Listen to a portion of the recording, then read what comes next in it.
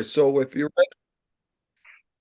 Hello, I'm Mario Toneguzzi, co-editor-in-chief of Retail Insider. Joining me today is David Drucker, who is president and CEO of UPS Store Canada and past chair of the Canadian Franchise Association Board of Directors. Thanks, David, for joining us today. Thank you, Mary. I appreciate the opportunity. All right, we're going to talk a little bit about franchising in this country. You know, as you look at the industry today, uh, how would you describe the health of the industry in 2025? Overall, well, 2025 we're just getting into, but 2024 certainly was a very healthy year for franchising. And it's been a very healthy trend for franchising, frankly. Canadians more and more are starting to understand that franchising really is small business, that it really is part of the retail landscape. It used to be a while ago, everyone thought that franchises were just food. Now everyone understands that it's service based. There's lots of opportunities. So, like any other desire to get into business, you can get into franchising and find something that you're passionate for. Services are very big. Last year, this year, we expect it to continue. A lot of what's gone on in the last 3, 4 years has changed the landscape of employment. People not necessarily wanting to return to the office, people wanting to have more flexibility, the entire desire for a work-life balance. Mhm. Ideally, franchising does assist with that. It's not that it's easier than having your own business. You've got a support team, so sometimes it means that you've got advice when you're willing to listen to it.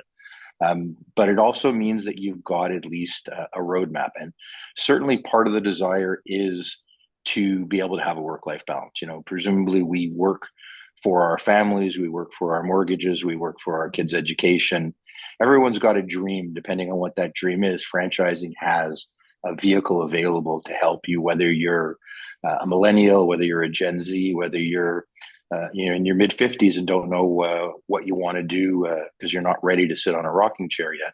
There really is something for everybody in franchising, and that's the wonderful thing about franchising.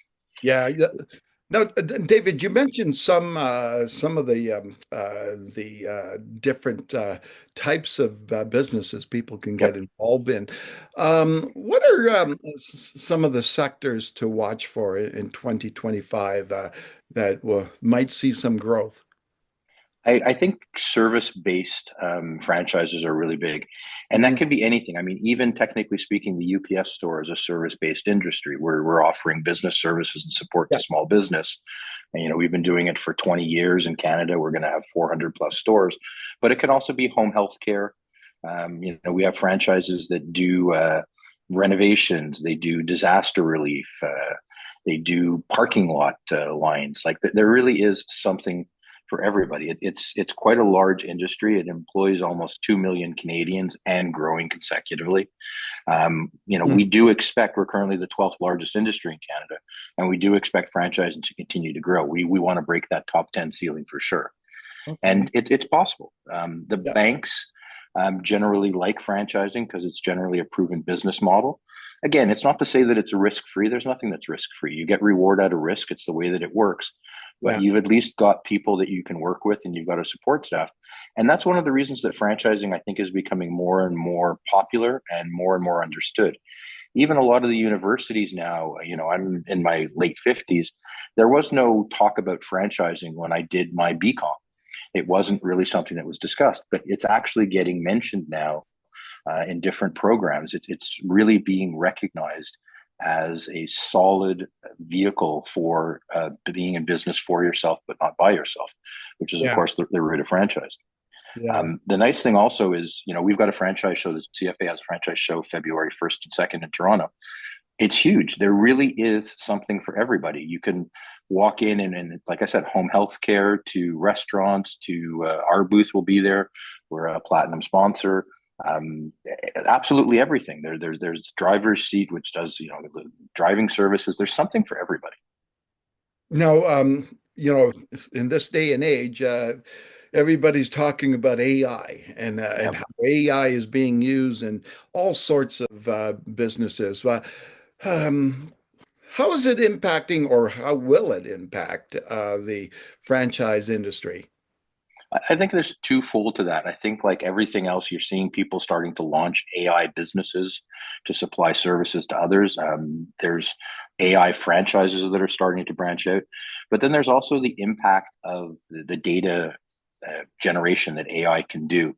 I was talking with somebody, and they said very interestingly, AI will give me more time to do the personal items of dealing with people in franchising, and it will cull the data that I need to be able to have those meaningful discussions.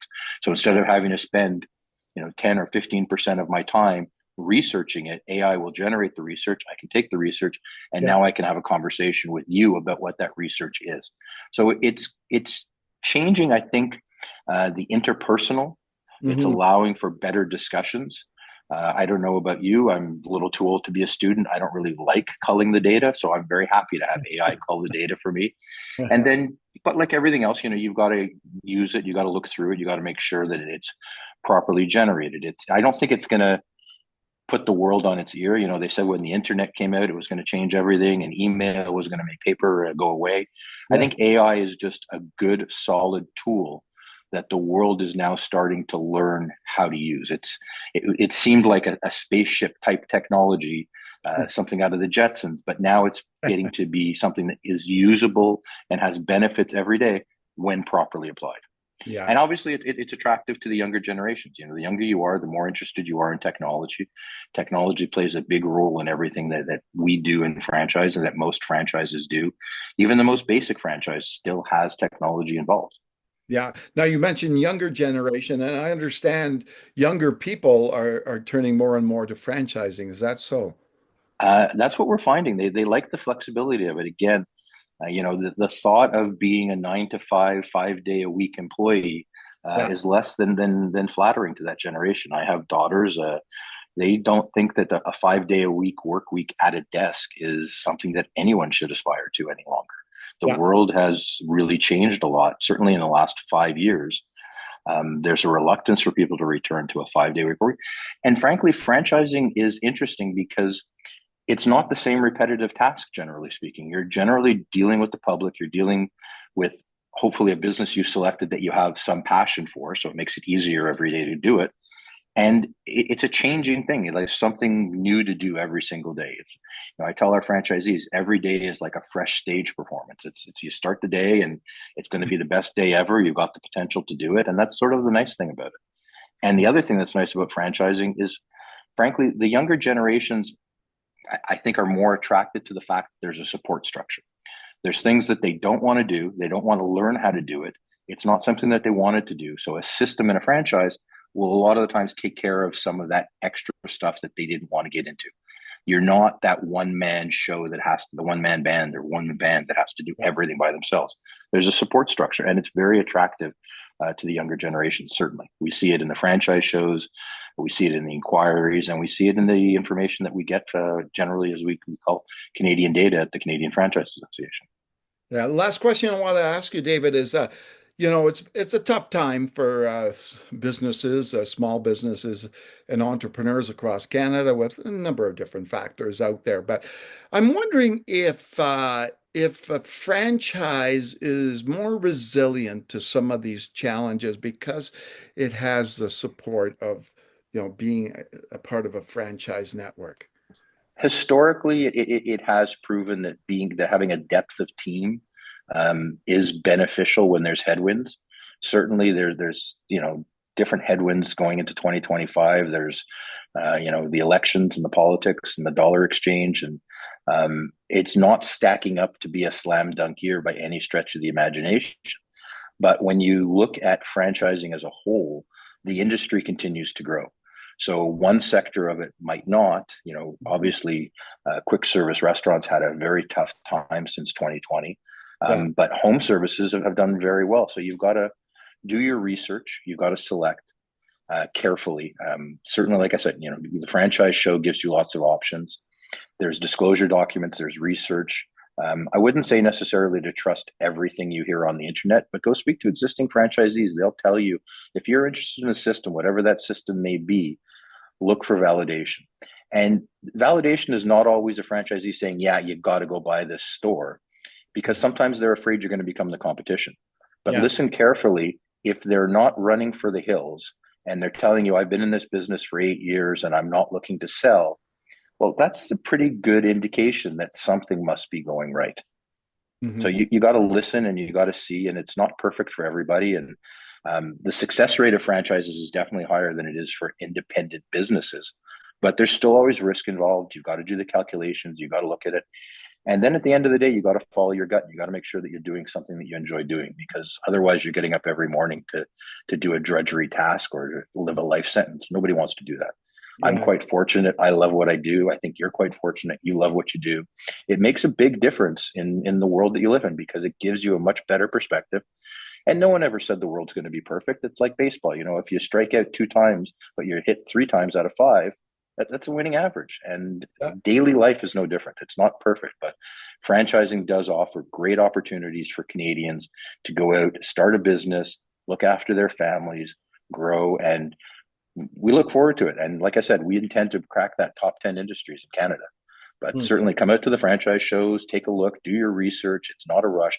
If someone's rushing you to make a decision, you should probably be, taking that with a grain of salt.